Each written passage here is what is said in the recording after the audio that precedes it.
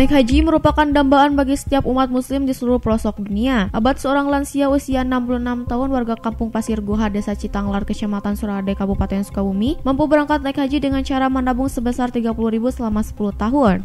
Abad menempati rumah panggung yang berdinding bilik berukuran 8 x 5 meter dan hanya berprofesi sebagai tukang pembuat batu bata di lahan miliknya.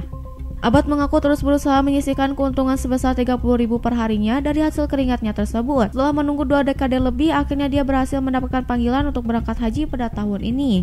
Pada tahun 2014, di saat uang sudah terkumpul, dia langsung mendaftar bersama sang istri. Namun setelah 2 tahun melakukan pendaftaran haji, pada tahun 2016 istrinya meninggal dunia. Dengan keadaan saat ini, tidak mengurungkan niatnya untuk melaksanakan rukun Islam kelima tersebut, karena melaksanakan haji ke Tanah Suci merupakan hal yang diidam-idamkannya selama ini. Daftar saya sampai tahun 2014.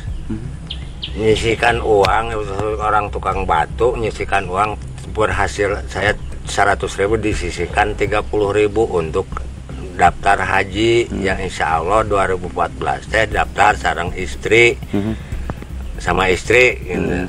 Sampai sekarang alhamdulillah akhirnya terus ningkang anak wajibnya berapa pemberangkatan haji besok pagi berangkat haji. Di kloter berapa Pak? Kloter 40.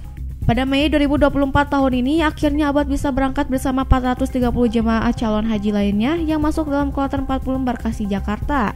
Dari Kecamatan Surade, Kabupaten Sukabumi, Indra Sopian, Telepon MGS TV melaporkan.